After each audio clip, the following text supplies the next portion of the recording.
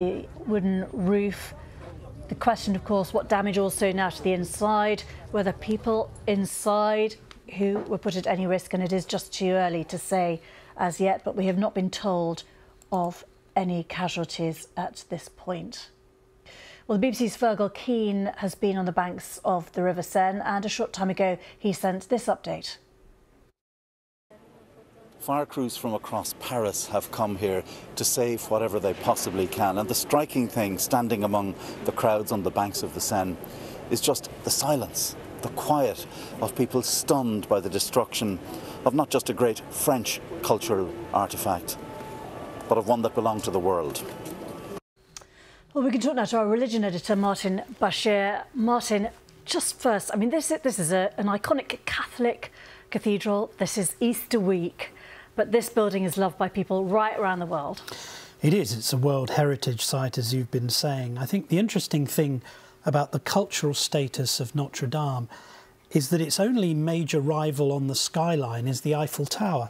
And that's been there for barely 100 years. This building's been there for 1,200 years. But it's also true to say that France is a secular culture and society.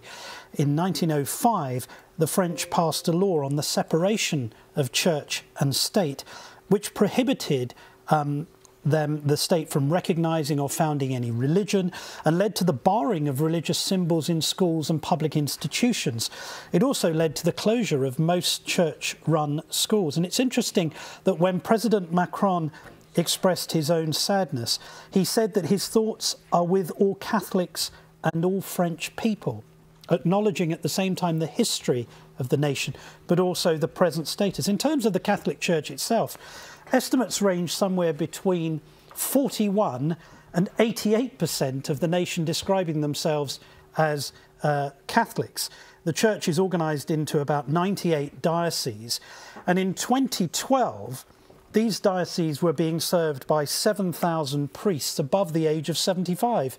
Well, the Church currently ordains around 80 or 90 priests a year and needs about 8 times that number to compensate for the number who pass away. But as you say, it is a World Heritage Site. It attracts millions of people every year. And of course, this week being Holy Week, we've just had Palm Sunday yesterday, and we're moving through the week, as you know, through Stations of the Cross on Thursday, Maundy Thursday. And of course, Catholics would have expected to attend church on Good Friday to mark the death of Christ, and then on Easter Sunday, his resurrection. Of course, that now imperilled by what's happened to the building.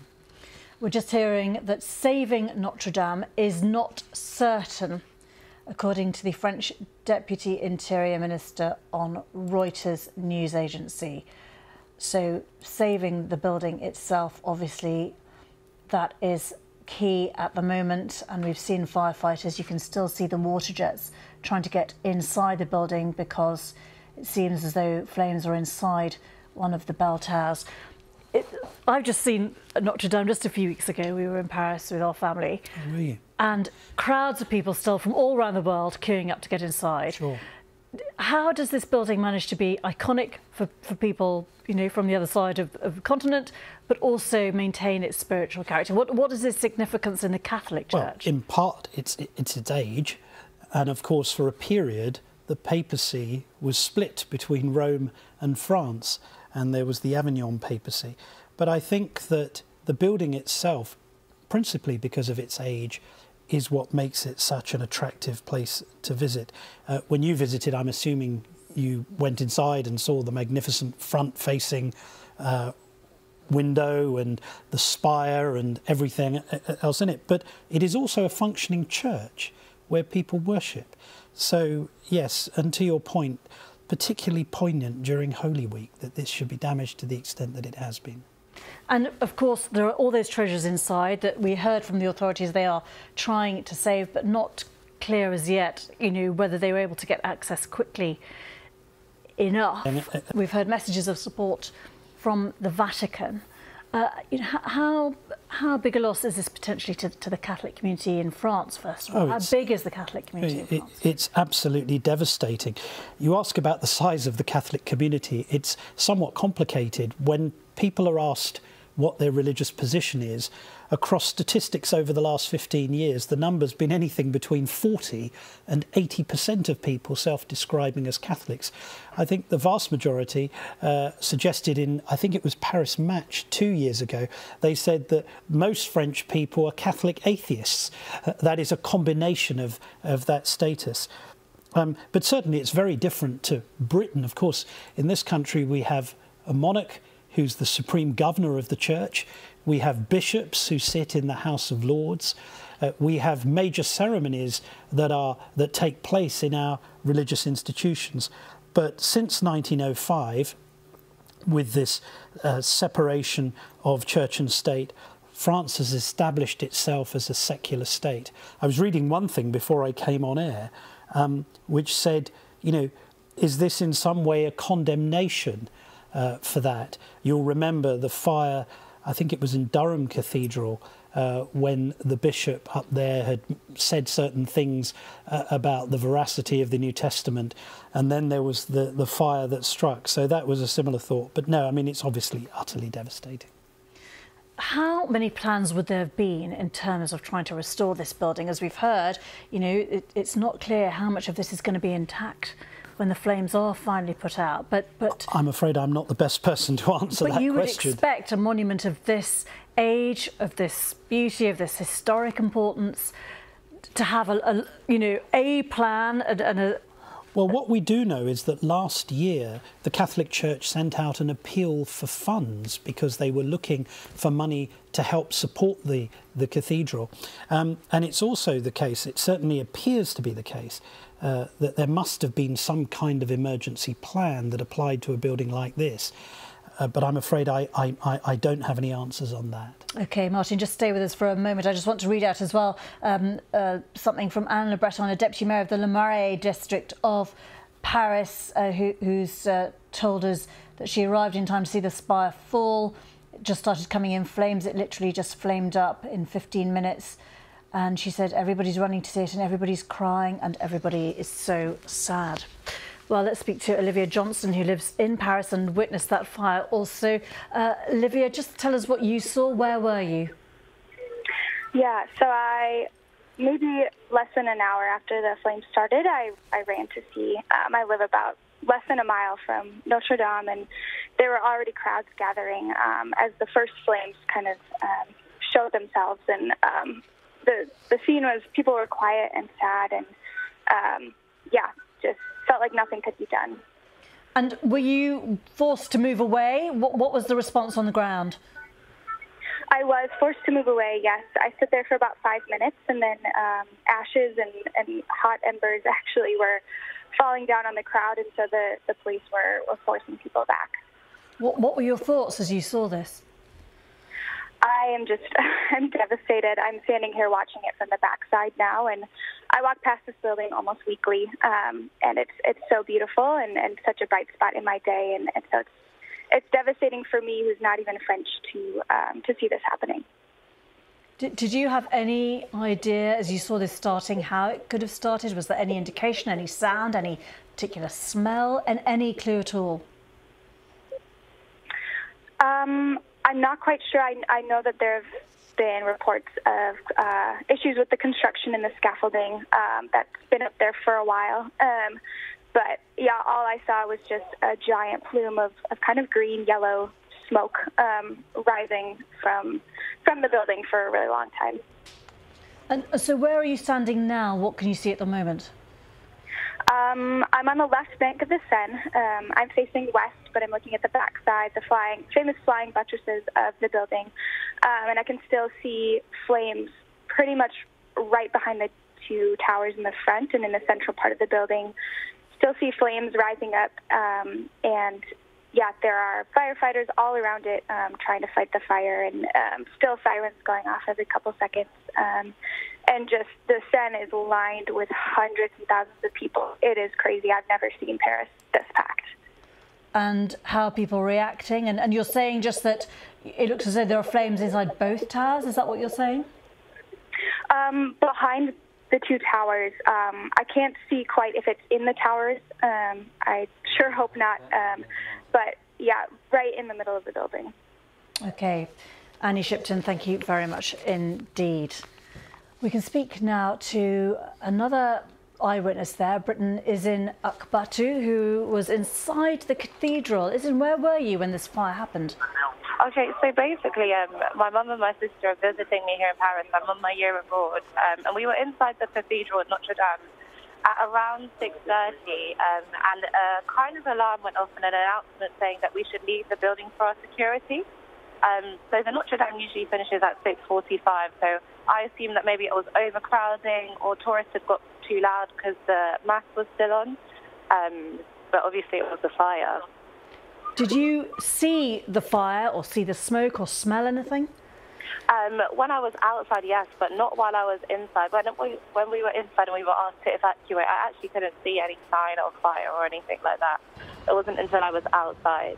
And what could you see when you were outside? Well, as we were getting further and further away, we saw smoke rising, but it was a strange kind of colour. It had maybe a greeny or a yellowish kind of colouring to it, which we thought was quite strange. And where was that coming from? It was coming from the building. Sorry, there's just a beeping sound on the line. And was there anything else that you could see? How fast did it spread, the flames? We couldn't really see how fast it could spread because we got quite far away from it quite quickly. But we could see kind of a lot of ambulances and such in the area, so we just didn't want to really be in the way of the people that were trying to respond on the scene. OK. Thank you very much indeed for explaining that, Elise. Just to let you know that the Archbishop of Canterbury, Justin Welby, has tweeted, "Tonight we pray for the firefighters tackling the tragic Notre Dame fire, for everyone in France and beyond who watches and weeps for this beautiful sacred place where millions have met with Jesus Christ. Nous sommes avec vous." Martin Bashir, your final thoughts this hour? Well, my final thoughts relate to the fact that this is the... Hello, everyone. I'm Tanya Rivero. You have been listening to the BBC. It is 4 o'clock on the East Coast here. We continue to follow the breaking news out of Paris. Here's what we know so far. A massive fire is burning through the famous Notre Dame Cathedral in the heart of the city. The fire broke out this afternoon. The main spire of the Gothic cathedral and the roof have already collapsed. A Notre Dame spokesman says the whole frame of the cathedral is burning. Crews are trying to salvage artwork and historical pieces from inside the structure. A major operation to tackle the blaze is underway at the 850-year-old Gothic building. Paris police say the cause of the fire is not yet clear, but local media report it could be linked to renovations that were taking place there. The area immediately surrounding the church is being evacuated, but thankfully there are no reported deaths so far. French President Emmanuel Macron rushed to the scene to meet with senior officials after postponing a televised speech to the nation because of the fire. In a tweet, he wrote his thoughts were with, quote, all Catholics and all French people. Here is a look at tomorrow's front cover for Libération, a daily newspaper in France. It simply says Notre Dame, with the image of the spire collapsing. Christophe Girard is the deputy mayor of Paris in charge of culture. He joins us now by phone. Christophe, thank you so much for being with us on what must be a devastating evening for all of Paris. Can you please put this tragedy into some perspective for us? Well, it's 10 p.m. in Paris, and, it started exactly 3 hours ago. So very long 3 hours. And of course, it's a tragedy, but not only for Paris. It's a tragedy for the world, because Notre Dame, so well described by Victor Hugo, is actually a jewel belonging to everyone on this planet. So we feel, and our mayor receiving so many messages from all around the world, from many mayors from America, from Europe, from Africa, from Asia. Everybody's just so concerned, so sad. But, our main concern right now is, of course, to let the fire forces, be able to stop and contain the fire, and that the people who live around, because there are many people who live around, we have the hospital Hotel Dieu, we have administrations, we have families, and we have to take care of them and make sure they will be able to sleep home or somewhere tonight. So we are begging, actually, tourists and Parisians not to be too close, to make the snapshot of their life, because the danger still exists, and we have to let the fire forces and the police department work in good conditions. Yeah. And, of course, we are in a crisis condition now, and at the City Hall, and from the City Hall, since 7 p.m., we could watch the progression of the fire, of the flames, and the cathedral, falling apart. Oh. So you can imagine just such a tragedy. Heartbreaking. And Christophe, do we know at this point how the fire started? Well, no, it's too early to actually say what happened. But what we know, and discussing with the bishop early tonight, what was said was there is construction work going on, but it's absolutely too early to know. So we have to let the police and the firemen do their work, and it's absolutely too early. Everything has to be put in question and be conditional. And again, it's probably too early to answer my next question, but do you have any sense whether any of the artwork or artifacts inside have been saved? Well, the Ministry of Culture and our services and the Louvre department have been cooperating to make sure that everything that can be saved and moved has been moved. We have been sending trucks from the City Department of Transportation, and the collaboration between the state and between the City of Paris is very, very close and very tight tonight. Sure. So things are being under control. So some things have been taken out of the church then?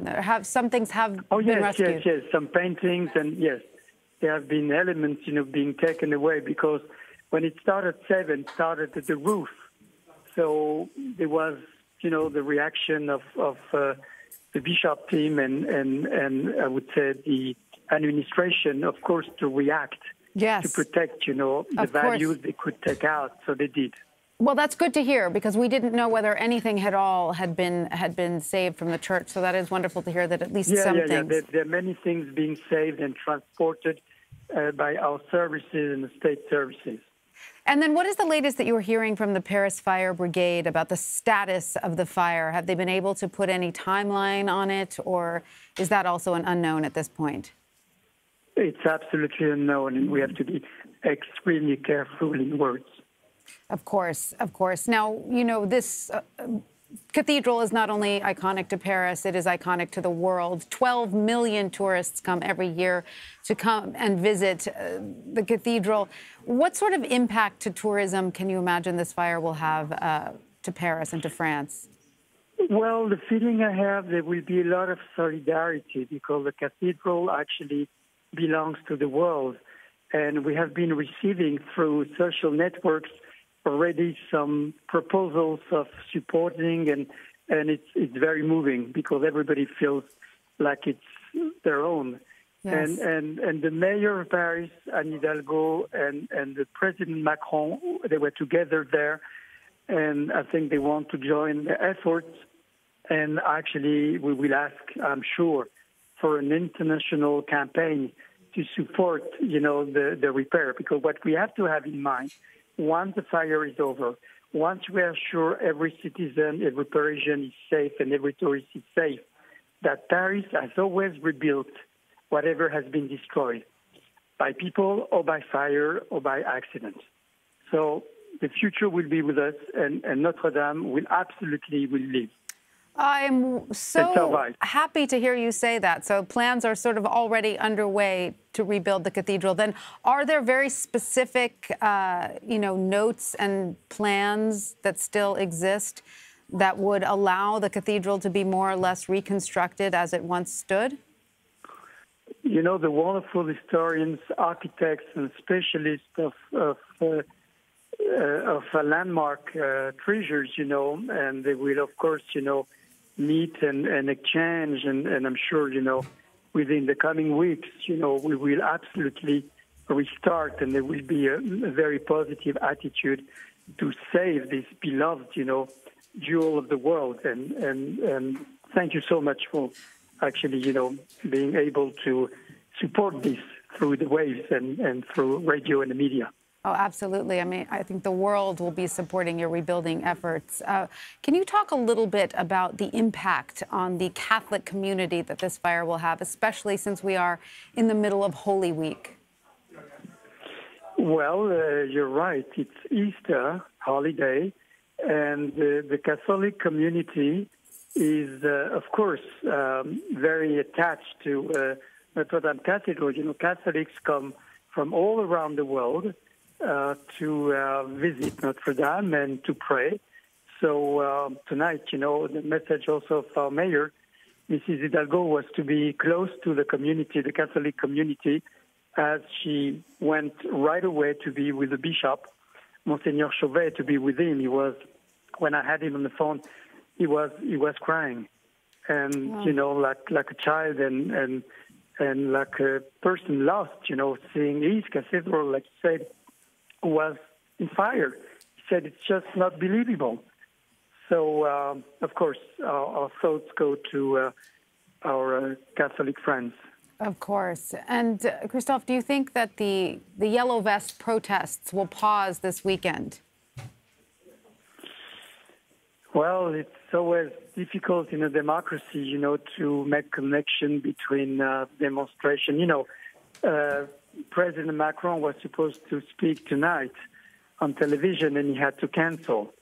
So there will be a national, schwer ist, die Flammen einzudämmen, weil sie zu hoch sind. Nun, nations in Europe, I hope, to actually pay tribute and be maybe a bit silent, with this big tragedy. But it's very hard to say because, social democracy is always alive. Of course, of course. Can you speak to us a bit about the efforts of the firefighters? I know that they have to be particularly careful. Not only, are they trying to put out this terrible fire, but they're trying to do as little damage to the structure and the artifacts inside as they do it. Are there particular methods that they are using? Well, as you know, we have been through sometimes sad experiences, and in the past, with what happened at the Bataclan and what happened at, in different situations. So the firemen we have, they are extremely competent, and our heroes, the way they're so professional and the way they actually got organized under the authority of our general of the firemen is just, absolutely. Could you excuse me 1 second? Sorry. No problem. You are the deputy mayor of Paris. This is a very busy night for you. We definitely appreciate your time. Christophe, we're going to let you go because we know you have a lot of things to do this evening. I'm sorry, I had to react because I'm actually, out of the crisis office, and I was outside, and there were some people moving next to me. So. Oh, of course. Well, then, if you have a moment, I just have one last question for you. We understand that the Ile de la Cité... Sure, no, go ahead. We understand that the Ile de la Cité has been totally evacuated. How many, more or less, residents live on the Ile de la Cité, and where will they be staying this evening? Well, we have decided with Mayor Hidalgo to open local city halls and sports facilities in case, they would like not to stay home, or if they're not able to join their houses. It's a question of about, 1,000, 2,000 people concerned. But also we have contacted the hotels around Ile de la Cité and Ile Saint-Louis and the center of Paris. So I think everybody is actually cooperating. So there will be a roof and a bed for everyone tonight. Oh, that's wonderful to hear. And finally, I have a question. We understand that Parisian prosecutors are also looking into the fire. Do you have a sense that there could be some charges brought against someone or any entity? As always, when you have such a huge tragedy and such a big fire on a landmark monument, of course, all questions are being asked. So we have to especially when there is some construction work going on. So we have absolutely to let the police and the scientific police work to find the elements, but we need time. Of course. Now, I know that we don't yet know how the fire started, but do firefighters know where in the church the fire originated? It started from what we saw because we were in the meeting. When it started in the roof. In the roof. And that is near... That's where we saw. And that is near scaffolding. Where it looks like where the statues were taken down. Because last week I was with the bishop when the day they were taking the statues down, from the roof. So it looks like it started there. But, I don't know really precisely. Of course, the investigation continues. Well, Christophe Girard, we appreciate your time so much. We know that this is a devastating evening for you and for all of Paris, but the world is with you. So thank you for your time. We really appreciate it. Thank you so much, and thank you for doing this interview. It's very important because, we love all English-speaking people to come a lot. Oh, yes. And, we don't like Brexit. We don't like Brexit too much. Well, we're here in America, so it doesn't really affect us one way or the other. I know, but, English citizens are our cousins, too. Absolutely. I know we're in America. No, I know. Great America. I'm teasing you. And, so many people have visited, obviously, Notre Dame. And I have to say, on a personal note, I was engaged in that beautiful church. So it means something to me personally very much as well. Oh, my God. So, yes, of course. Well, yes. We would build it for you. Yeah. Well, for the world. Christophe Girard, we thank you so much again for your time. Thank you, and good night, America. Now, CBS News correspondent Imti Tayab is tracking the fire from London and joins us. Imtiaz, what more can you tell us? What have you learned at this point?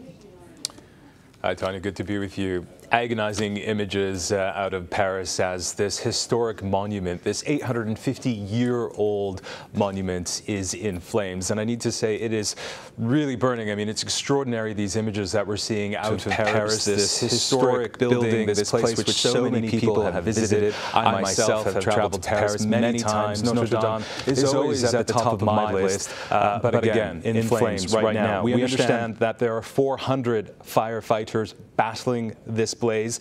We're seeing reports that the general in charge of this, Jean-Claude Gallet, is saying he's not sure if this fire can be stopped, echoing the Deputy Interior Minister, who's also saying that saving the Gothic monument at this stage is just not certain. Again, seeing these images from Paris, but of course night has fallen, but the bright fire again in this fire, extraordinary building, this building, as we've been saying, which is so iconic, which so many people have visited over the years. In fact, every year, millions of people pass through that building and certainly take photos of it and have great memories of it. And yet, as we've been saying, it is in flames. Now, of course, we've been seeing throughout the evening some of those pictures that are coming out of Paris, that spire, that extraordinarily detailed spire falling in on itself. We also understand that stained glass windows are gone, the roof is gone. This is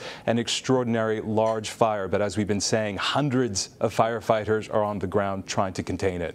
I just want to point out that the Vatican has issued a statement. The Vatican saying that the Holy See has seen with shock and sadness the news of the terrible fire that has devastated the Cathedral of Notre Dame, symbol of Christianity in France, symbol of Christianity in France. The statement goes on to say the Vatican is praying for firefighters and those who are doing everything possible to confront this dramatic situation on Monday. It also expressed, quote, our closeness to French Catholics and the population of Paris. We are praying for firefighters. I believe this is the first time the Vatican has spoken out. Once again, of course, the Cathedral of Notre Dame, not just, a symbol of Paris and of France, but Catholicism. The Archbishop of Paris, his office was there in the cathedral. We have yet, I believe, to hear from him. Imtiaz, you're there in London. How is London reacting to this? Yeah, with shock and with solidarity. And there isn't a time where I've been past Notre Dame Cathedral where there haven't been hundreds of people outside. Now we're on half term over here. It was rush hour. So Paris at the moment, during spring, during this time of year, as we're approaching Easter, it really is full of full of tourists, many who will make the journey to come and spend time in Notre Dame, whether it's just taking pictures of the iconic structure or actually from a religious perspective going in. It's obviously Roman Catholic, going in and just sort of enjoying the peace and quiet and the beauty of the French Gothic architecture that is synonymous with this iconic structure. So would you say, considering the fact that there were so many people around and that this fire did move so quickly and that we know that, or at least we believe at this point, that no one was killed in this fire, is that a credit to the French police, to the French firefighters who were able to move everyone out quickly? Who would you credit that to? To be honest with you, I wasn't there. What I could see was that the flames and the intensity of the fire was very much coming from inside the structure. So whatever damage that was occurring was occurring directly above the actual cathedral itself. So I think it was contained because the infrastructure of the cathedral, if you like, is stone, and obviously the wooden components make up the roof and other aspects of it. So I think that aspect managed to contain the severity of the fire from sort of spilling out of the boundaries, if you like. In terms of the evacuation, in terms of how many people are inside, I don't have that information. But as far as I gather from reports, no one has been killed, and I'm not sure if there are any injuries either. So whatever happened, it was expeditious, and it appears that the authorities and the people in charge of the cathedral appeared to assess the situation and evacuate pretty quickly. All right, Mikey Kay, we thank you so much for sharing your expertise with us. Cheers, thanks. And just moments ago, Cardinal Timothy Dolan was in New York addressing the fire at Notre Dame. Let's listen. About the fire at Notre Dame. Would you be interested in a email that I just sent my brother Archbishop in Paris? Let me just read it. It's short. His name is Michel Aupetit. Michel Aupetit. He was here to visit maybe only 6 months ago, as was his predecessor, Cardinal Ventois, who spoke to me with such warmth and pride and gratitude about their efforts in Paris to restore and repair Notre Dame, and was so interested in what we were doing here at St. Patrick's. So I wrote him today, my brother Michel, the people of New York unite with you and the citizens of Paris in sorrow over today's devastating fire. We here love St. Patrick's. It is our spiritual home for people of all faiths. Thus can we but imagine the sadness of your people as they watch their family home of the soul reduced to ashes. Count on our love, prayers, support, and solidarity. This Holy Week teaches us that, like Jesus, death brings life. Today's dying, we trust, will bring rising. Fraternally, Timothy. Thank you. Monsignor, thanks. You probably know more about the details of the fire than I do, so I don't know if I'd be of much help in the information about the fire, but is there anything you wanted to ask? I know, Monsignor, I think it deepens our appreciation that when we did the repair and renewal and restoration of St. Patrick's, we took special care of fire prevention.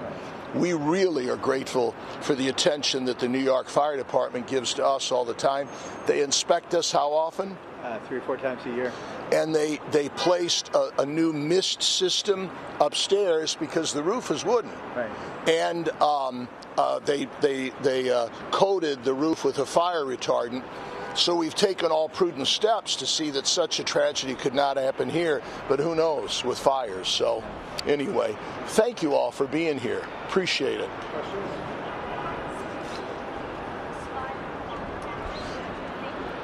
Well, it was just a dramatic sign of the devastation and the destruction. A little hope, the recent pictures that you are more familiar with perhaps than I am, that the towers are gone, right? No. Oh, the steeple's gone. The towers are there and the exterior is there. I'm grateful that nobody's been reported injured, but you worry about the devastation inside. The outside of a cathedral is very, very important, but It's what happens inside, the prayer and the worship, the love and the community, the sacred art and the objects of devotion. And that must be, that's got to be terribly, terribly destroyed. So it's sad. So.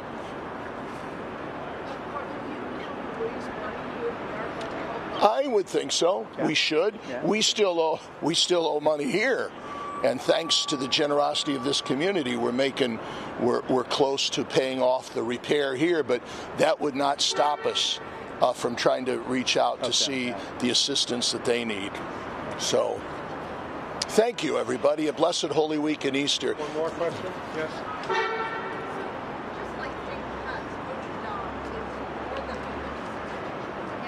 Yeah. Well, you're right. It affects the soul because it's a house of prayer and faith.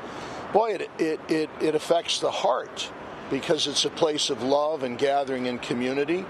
It affects all the senses because for the French, my God, for the world, Notre Dame Cathedral represents what's most noble, what's most uplifting, what's most inspirational about the human project.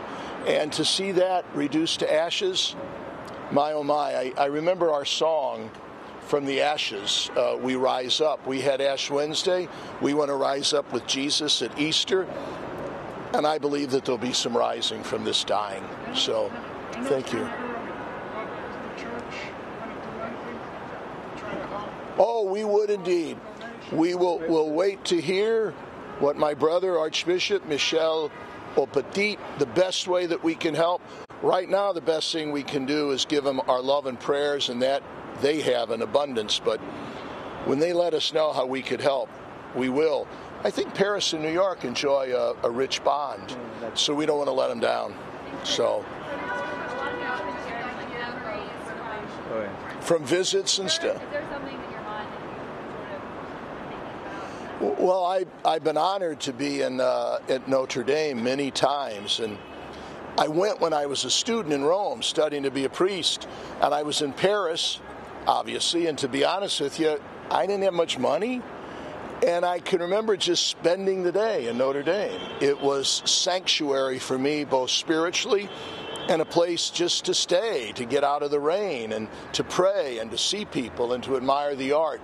So that personal sentiment that would be shared by so many, that makes our sorrow particularly intense. So, thanks. All right.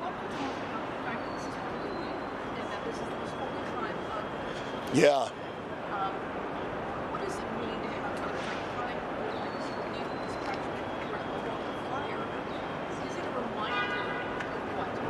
Well, you used an appropriate word, and iconic, and Notre Dame Cathedral is certainly iconic, meaning it's meant to be looked at and we pass through to the divine.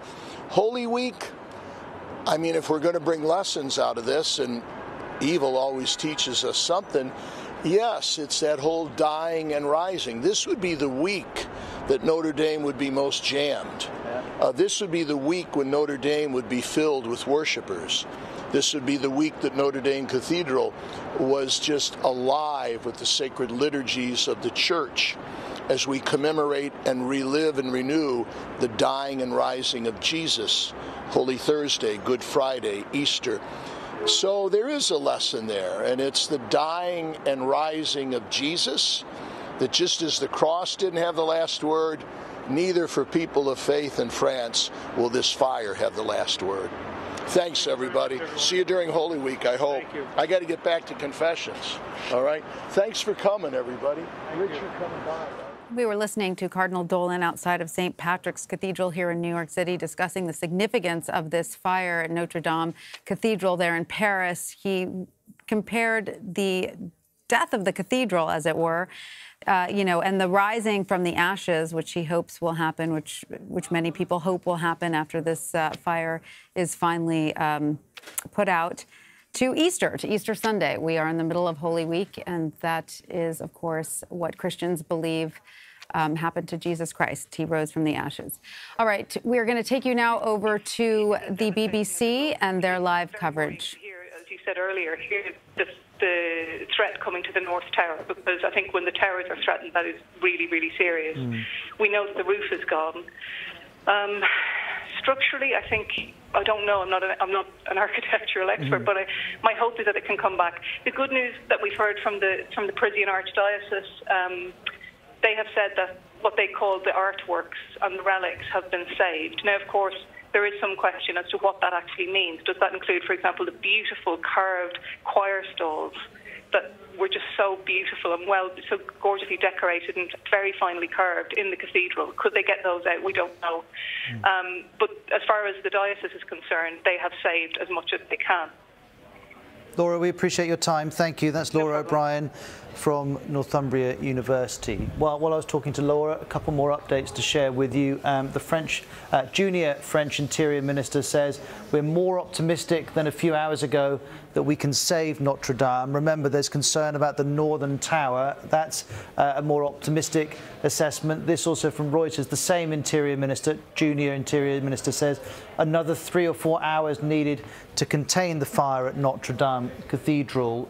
So we'll monitor that. It's worth saying the assessments of exactly where we've got to are ebbing and flowing a lot. Some more positive, some more pessimistic. Here's UNESCO, the UN's World Heritage Operation, saying deep emotion in the face of this fire. Inscribed as World Heritage in 1991, we're closely monitoring the situation and standing by France's side to safeguard and restore this invaluable heritage. So UNESCO already talking about getting this building back on its feet. France 24, the 24-hour operation from the French, says it's gone beyond, this is quoting Jean-Louis Cohen, an architectural historian, it goes beyond religion, it goes beyond art, it has taken the weight of being a national symbol. And certainly we've heard that from the French people that we've been speaking to. Well, let's go live to Paris now and speak to Victor Mallet, Paris Bureau Chief for the Financial Times. Thank you very much for your time this evening. I understand you've been down to the cathedral earlier. Tell us what you saw, please. That's right. I just want to echo, first of all, that the people that I've been meeting have been saying some of the things that Laura O'Brien was saying. I met a woman in the lift just now as I came back from the cathedral who said, I feel as though I've been murdered because of the loss of this cathedral. And the scene down there was pretty awful. I mean, the fire spread very quickly from the back of the cathedral and engulfed pretty much the whole roof. That famous spire collapsed in a sort of blazing explosion.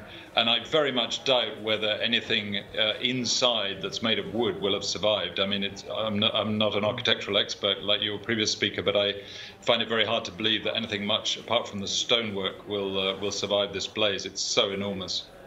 Well, we've been watching the pictures, and of course we can see its scale in front of us, but I wonder what it was like being there. Can you describe the size of it?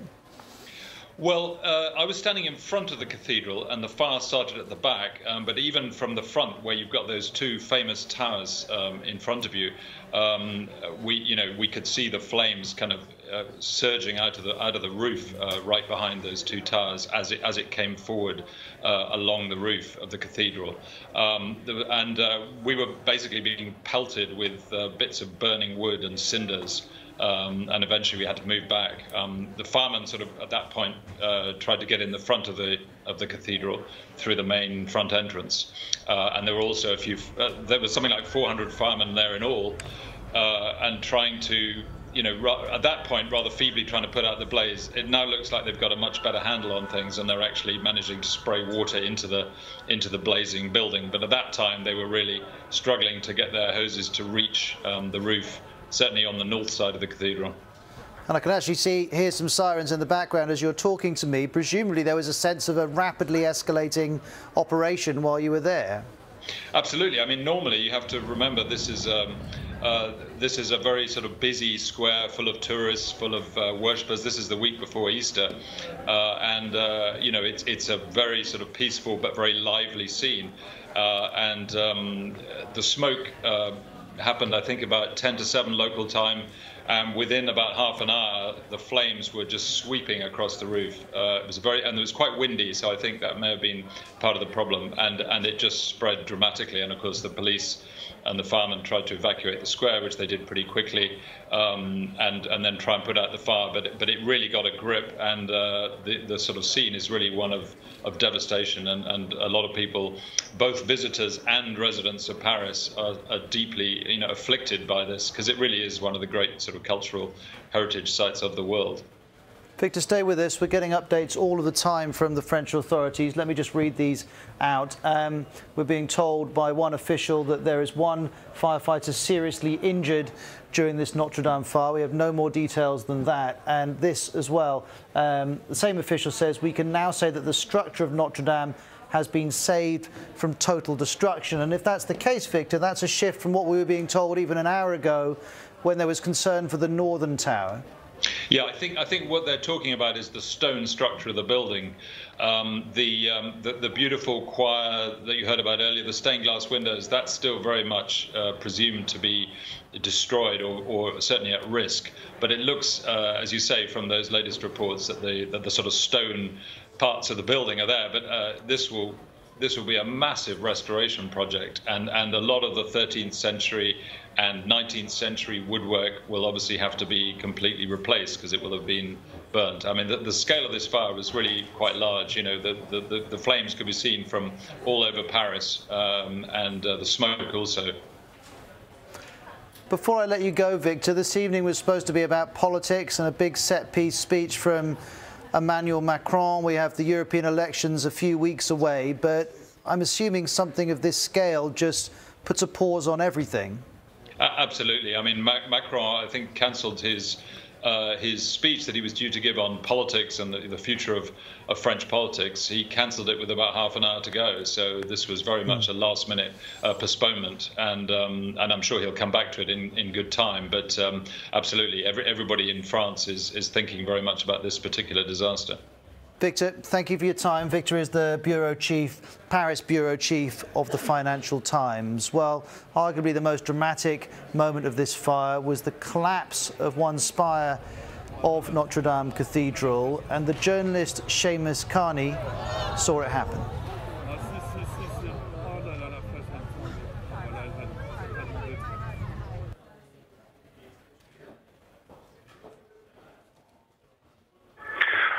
Absolutely a sense of helplessness, really, to be standing in front of Notre Dame. Tens of thousands of people gathered along the Seine, along the riverfront, watching the fire, and just absolutely the sense of, people saying, where are the helicopters, where are the hoses, where are the firefighters? And the fire spread so quickly. I was there right from the very beginning. There was a lot of smoke at the very beginning, and the flames then just suddenly took off. We're now 3 hours after the fire began, and those flames are burning inside the structure. And the moment when the spire fell, that was just absolutely horrific. People around me were just gasping, absolute shock. And people saying, where are the firefighters? We saw after about an hour a hose that was visible, trying to put out some of the flames, but it was spreading very quickly across the roof towards the two bell towers. And actually the flames did take hold on one of the bell towers, and luckily it was a hose that managed to reach up high enough to put out those flames. Just seeing a statement here from the Archbishop of Canterbury, Justin Welby, saying, "Today we pray for the firefighters tackling this fire and for everyone in France and beyond who watches and weeps for this beautiful, sacred place where millions have met with Jesus Christ." He says, "Nous sommes avec vous." We are with you. We've also heard from Angela Merkel saying, "It's with deep sadness that I watch the events in Paris. I'm so sorry to see these terrible images." And really those thoughts have been echoed in comments all around the world. This fire started, we believe, somewhere between 6 and 7 o'clock in the evening French time. Within minutes, smoke at first was visible and then... Hello, everyone. I'm Tanya Rivero. You've been listening to the BBC. It is 5 o'clock on the East Coast here, and we continue to follow the breaking news out of Paris. Here's what we know so far. A massive fire is burning through the famous Notre Dame Cathedral in the heart of the city. The fire broke out this afternoon. The main spire of the Gothic cathedral and the roof have already collapsed. A Notre Dame spokesman says the whole frame of the cathedral is burning. Crews are working to salvage artwork and historical pieces from inside the structure, and we've told they've been successful, at least with some of it.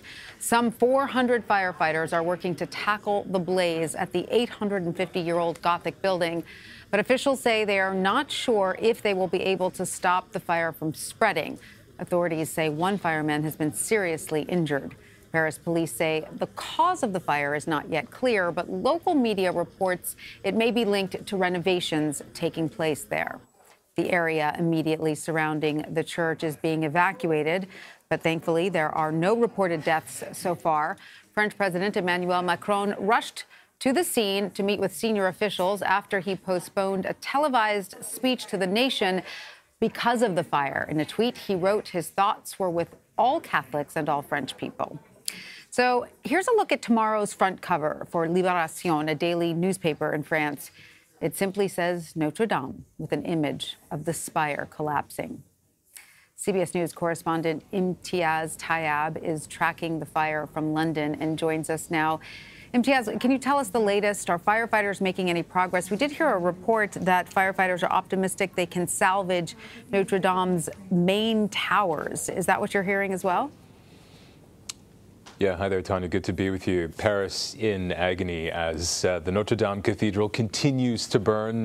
We were hearing earlier from very senior French officials that they were afraid that we wouldn't be able to save this cathedral at all. However, now we're hearing that that might be changing. A junior French Interior Ministry says another 3 or 4 hours is needed to contain this fire, and that they're optimistic that they will be able to salvage Notre Dame's main towers. Now, if you've ever seen the Notre Dame Cathedral, it is an imposing building in the sense that it has this facade of these two towers. These two towers, which I should say were the tallest structures in Paris up until 1889. That was when the Eiffel Tower was unveiled, becoming the tallest structure in Paris. And so you really have to, it really gives you a sense of the fact that Notre Dame really has, for a very long time, loomed over Paris as this iconic building, an iconic building which, as we've been saying, has been burning now for several hours. We understand that the 13th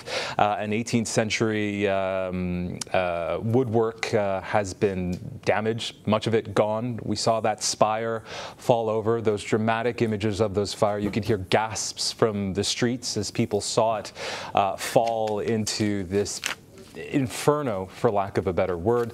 However, we are hearing that there's a lot of firefighters on the ground, 400 at last count, trying to contain this fire, a fire in which they say that they hope to contain within the next few hours.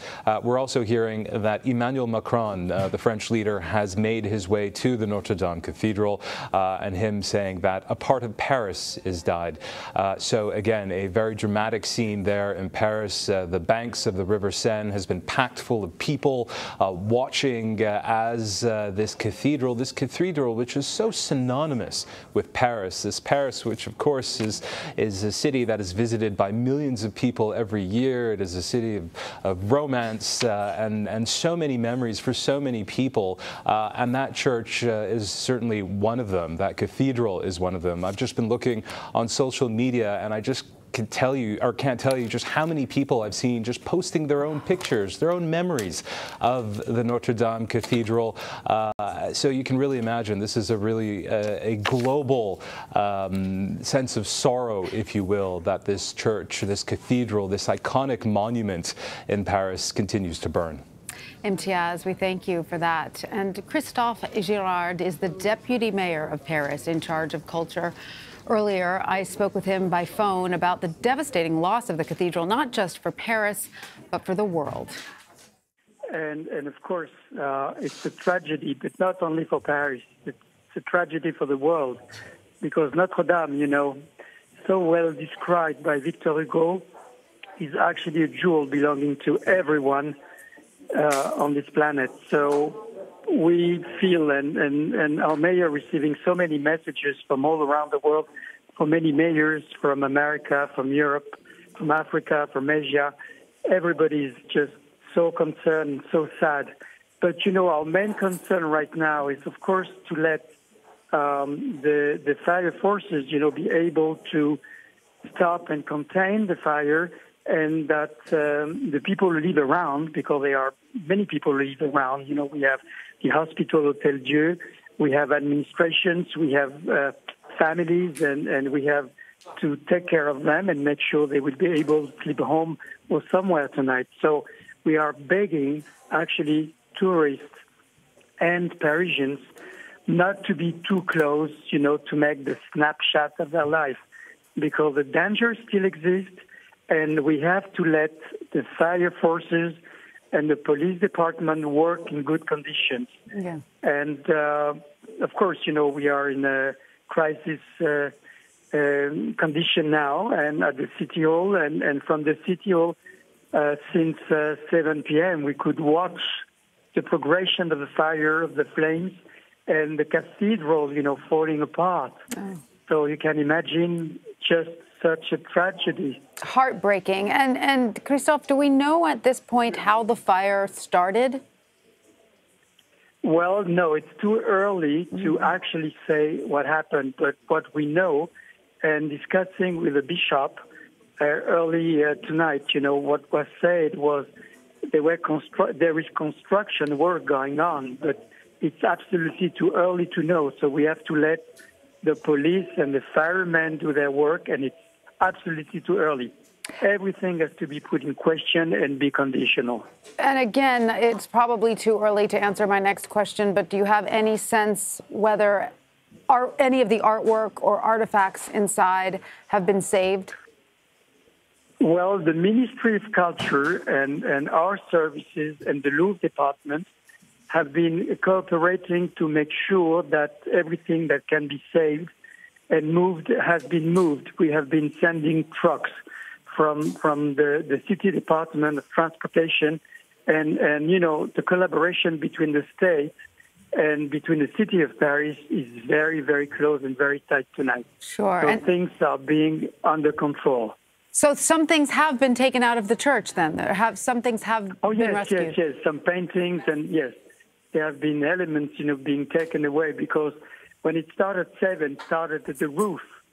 So there was, you know, the reaction of the bishop team and I would say the administration, of course, to react, yes, to protect, you know, the values they could take out. So they did.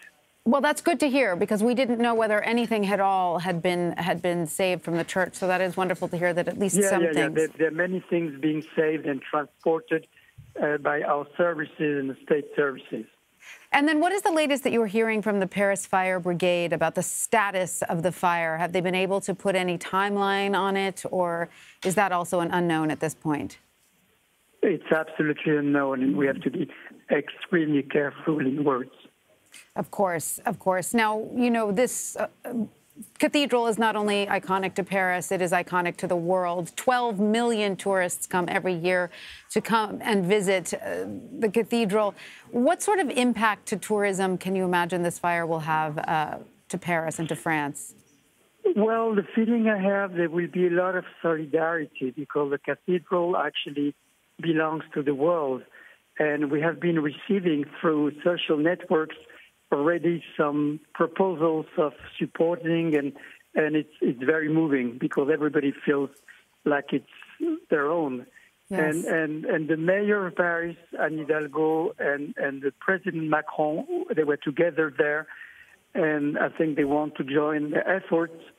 And actually, we will ask, I'm sure, for an international campaign to support, you know, the repair, because what we have to have in mind, once the fire is over, once we are sure every citizen, every Parisian is safe and every tourist is safe, that Paris has always rebuilt whatever has been destroyed by people or by fire or by accident.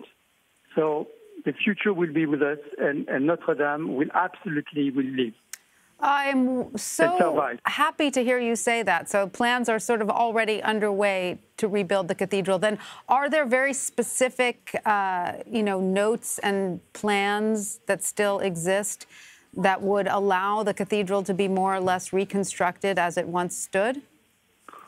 You know, the wonderful historians, architects, and specialists of landmark treasures, and they will, of course, meet and exchange, and I'm sure, within the coming weeks, we will absolutely restart, and there will be a very positive attitude to save this beloved, jewel of the world. And thank you so much for actually, being able to support this through the waves and through radio and the media.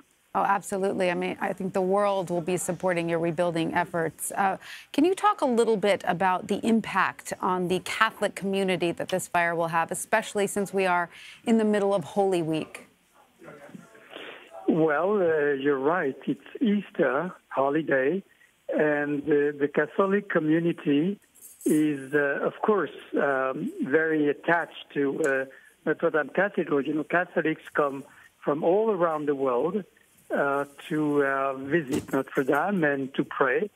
So tonight, the message also of our mayor, Mrs. Hidalgo, was to be close to the community, the Catholic community, as she went right away to be with the bishop, Monseigneur Chauvet, to be with him. He was, when I had him on the phone, he was crying, and like a child and like a person lost, seeing his cathedral, like you said, was in fire. He said it's just not believable. So, of course, our thoughts go to our Catholic friends.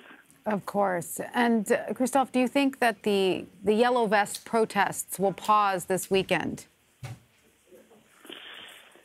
Well, it's always difficult in a democracy, to make connection between demonstration. President Macron was supposed to speak tonight on television, and he had to cancel.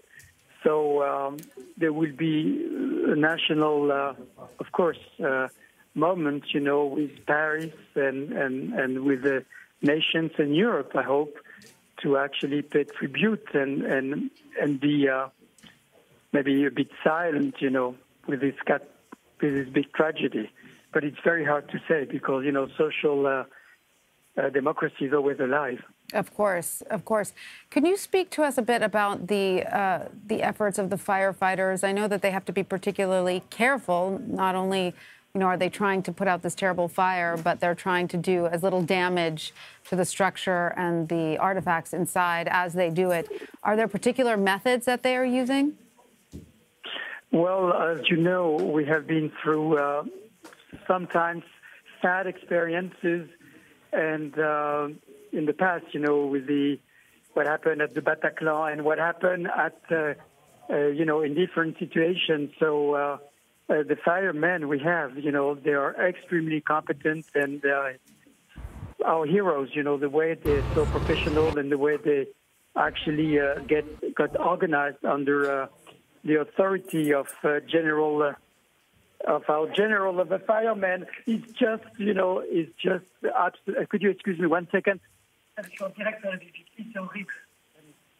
Sorry. No problem. You are the deputy mayor of Paris. This is a very busy night for you. We definitely appreciate your time. Christophe, we're going to let you go because we know you have a lot of things to do this evening. I'm sorry, I had to react because I'm actually, out of the crisis office, and I was outside, and there were some people moving next to me. So. Oh, of course. Well, then, if you have a moment, I just have one last question for you. We understand that the Ile de la Cité... Sure, no, go ahead. We understand that the Ile de la Cité has been totally evacuated. How many, more or less, residents live on the Ile de la Cité, and where will they be staying this evening? Well, we have decided with Mayor Hidalgo to open local city halls and sports facilities in case, they would like not to stay home, or if they're not able to join their houses, it's a question of about, 1,000, 2,000 people concerned. But also we have contacted the hotels around Ile de la Cité and Ile Saint-Louis and the center of Paris. So I think everybody is actually cooperating. So there will be a roof and a bed for everyone tonight. Oh, that's wonderful to hear. And finally, I have a question. We understand that the Parisian prosecutors are also looking into the fire. Do you have a sense that there could be some charges brought against someone or any entity?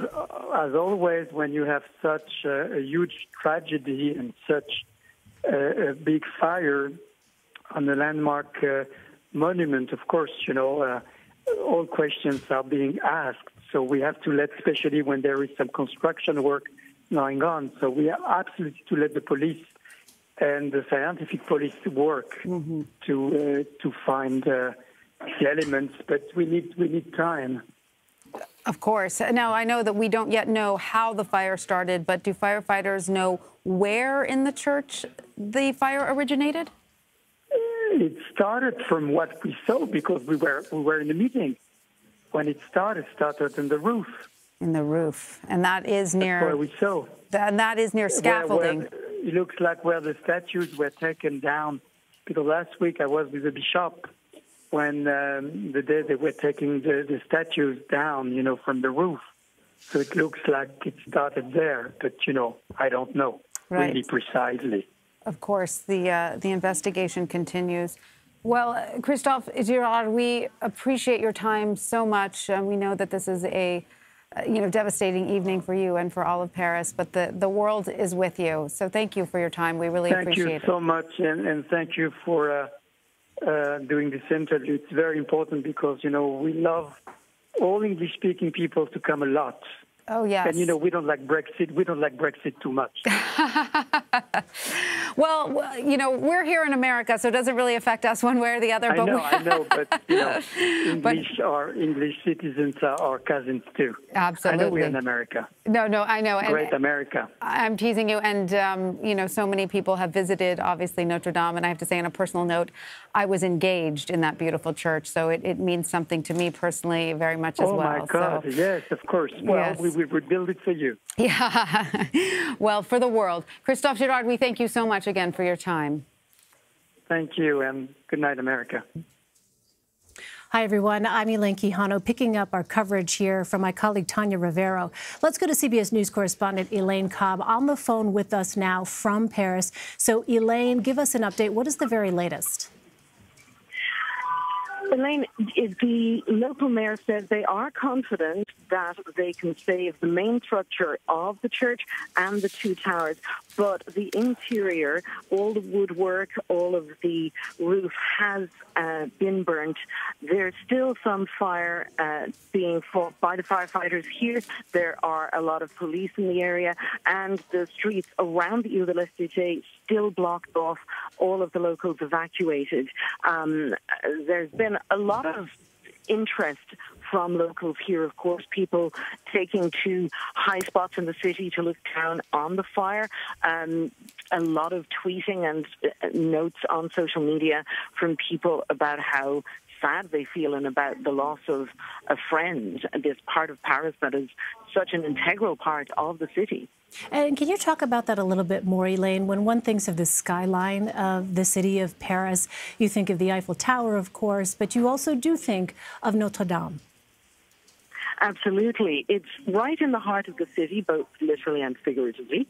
And it's, even though it's at the lowest part of the city, on the banks of the Seine, it is visible. And that spire is a landmark that people would see as they were coming through the city. Or if you're up high, if you were at Montmartre, for example, looking down over the city, it is one of the most easily recognizable parts of Paris. And people would say, well, there's Notre Dame. And of course, it was always on people's to-do list to have a photograph taken in front of Notre Dame. So, and Elaine, so it's been very important. And tell us about the efforts here as we continue to watch these live pictures from Paris as authorities try to get this situation under control. We've been watching this here on CBSN for several hours now. Just how massive a response has this been for Parisian authorities? It's been a huge response, and it's been very difficult because, of course, it's in a very built-up area. The island doesn't have a lot of access to it, and there are very narrow streets. The narrow street beside the church has a lot of restaurants and cafes and homes, and it's been very difficult for them, of course, to make sure the fire did not spread there. And so having firefighters and police to keep people away, and everyone had to be evacuated from the area, of course. The locals have all been moved out. They're staying nearby.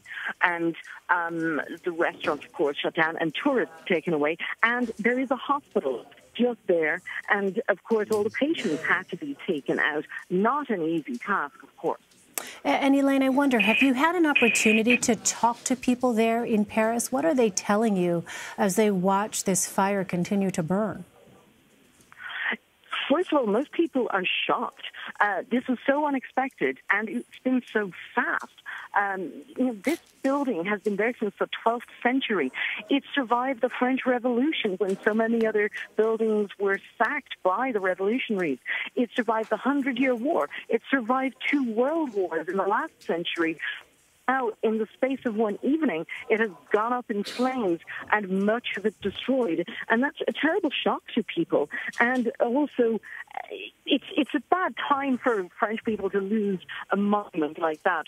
After a wave of attacks here that have hit people, after the violence on the streets by the Yellow Vest protesters, to watch such a beautiful building and such an integral part of Paris just go up in flames has been such a shock to everyone. And there's a lot of sadness as well, and people walking around not quite sure what to do, frankly. And Elaine, we heard President Trump here in the U.S. Extend his thoughts and prayers to people there in Paris as Notre Dame continues to burn. I wonder what we've heard from French President Emmanuel Macron.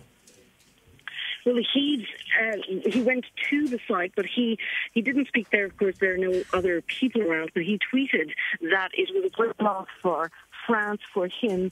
And there have also been a lot of tweets and messages from other European leaders, including the head of the European Commission, Donald Tusk, from Angela Merkel, from Theresa May, and a lot of leaders expressing their sympathy, and also from UNESCO, because, of course, it is a UNESCO heritage site.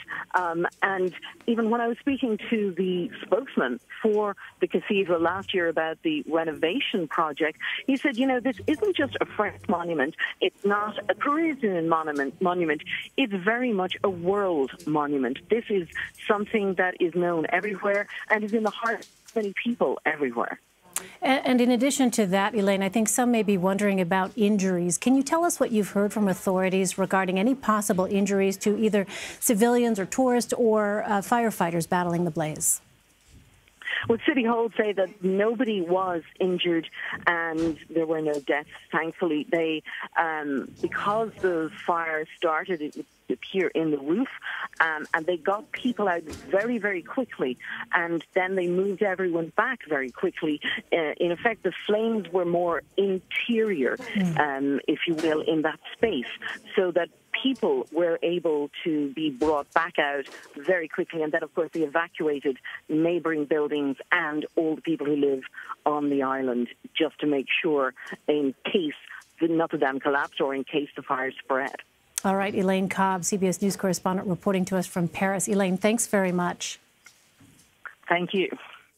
Let's go to John Sopel, joining us now from our Washington, D.C. bureau. He is the North America correspondent for BBC News and a former Paris correspondent. John, first of all, your thoughts at this hour. It has now been several hours since we first got word that Notre Dame was burning. This is a cathedral you, as a Paris correspondent, obviously know well. Tell us what your questions are, what your thoughts are at this point. Well, I think the overriding thought is one of profound sadness, slight disbelief, and a kind of aching feeling that this can't have happened, because it is such a monument in Paris. And for any of your viewers who've been to Paris, and I suspect a large number have, you go to this very beautiful city. It's full of beautiful monuments, but this one in particular stands out, and you think, well, it's been standing there for 850 years. It took 200 years to build, and in the space of about an hour and a half, you saw it kind of inwardly collapse under the force of the flames that were going through the building, and just this profound sense that a piece of our cultural heritage for Europe, for the world, one of the world's most famous monuments, has been destroyed, and destroyed so quickly. And John, I know our time is short here, but in the few moments we have left, what are the questions that you have? As someone who is familiar with the city of Paris, we just heard Elaine Cobb discuss some of the logistical challenges of fighting this fire, being that it is on the Ile de la Cité and that it is surrounded by some very narrow streets. Are there questions that you have regarding how this fire was actually fought? Well, my questions are, how was it? I mean, look, we've known about the geography and its location on the banks of the River Seine and the tightness of the streets. Presumably there must have been a plan in place for what to do if a fire erupts at such a central landmark in Paris. It seemed very slow to respond, and it seemed an awful long time before kind of fire engines were in place. So I think that is one of the questions. I think also the kind of wisdom of some of the restoration work that was going on, that they will want to look at this. But I suspect those are the questions for tomorrow. Tonight, Paris and probably the rest of the world will be mourning that we seem so powerful with our interconnectivity and being able to reach each other at any moment, but a fire takes hold, and yet all the fire services in Paris seemed powerless to stop it. How do you think this is going to affect the city of Paris and Parisians moving forward? Oh, I think that this is going to be a profound scar. I think it's coming in Holy Week, and I think an awful lot of Catholics who live in Paris will feel a sense of grievous loss that the Church of Our Lady is kind of almost destroyed. I think that it will knock self-confidence, but I think, you know, Paris is a country that has rebuilt before. It won't be it's not the first fire. It has survived other awful moments in its history. And I suspect there will be long searching questions, but, you know, it's completely different, of course, to 9/11. But, you know, the spirit that we saw in New York that September day, I suspect we'll see on the streets of Paris as well tomorrow. I saw on social media at one point what appeared to be, although I couldn't verify it at the moment, a crowd of people singing Ave Maria somewhere in proximity to Notre Dame. Can you just talk about, for those of the Catholic faith and non-Catholics as well, what this building, this structure, actually came to symbolize there in the heart of Paris? If you Google the centre of Paris, midpoint Paris, you come up with Notre Dame. It has been there, it is the kind of anchor. The rest of the city has grown out from it. Actually, there's not that much of medieval Paris left. There's a bit in the Marais, which is very close by, and there's a bit in the Latin Quarter just across the river from the church. Much more of Paris was built in the 19th century, but this is the anchor. This is the heartbeat of Paris. And if you go to that city, you're going to see the Eiffel Tower from any vantage point. But the building that you most want to see is Notre Dame. And that is why there'll be such a profound sense of shock and disbelief and sadness tonight that their city and the kind of landmark of their city is in flames. John, as we await some more information from authorities, I wonder if you have any kind of personal reflections. I recall the first time I was able to actually go visit Notre Dame. I was a teenage kid on essentially what was an exchange program, and I remember being quite awed by the whole experience and staring up at those enormous stained glass windows, and it was sort of this hush that fell over our group. Do you have any kind of remembrances like that as we continue to await additional details? My remembrances of Paris are just, it was, even though I had lived there for 4 years, you would still turn certain corners as you were driving through the city, and you were just struck by its beauty and its majesty. And Ile de la Cité is the most fantastic part of Paris. I mean, it just kind of, it is the city of light. It is the city that gave us the Enlightenment. This church predates that by many hundreds of years. But it is just one of those central pieces of kind of iconography of France, if you like, and the kind of the ridiculous gargoyles, the flying buttresses, all those kind of architectural features of Notre Dame that made it so unique and so special for so many people. All right, John Sopel joining us from our Washington, D.C. bureau. John, thank you so much for taking the time to talk to us. Really appreciate it. Let's bring in Kevin Murphy. He's a professor and chair of the History of Art Department at Vanderbilt University. And Kevin, thank you so much for being here. You and I were talking off camera a moment ago about the questions that you had as we watched this fire progress. There was one moment in particular that really kind of piqued your interest. Can you talk about that? What were your questions? What was that moment? So my major question is what transpired when the spire fell. Because as we discussed before, and as people who know medieval architecture will attest, the structure itself is basically stone.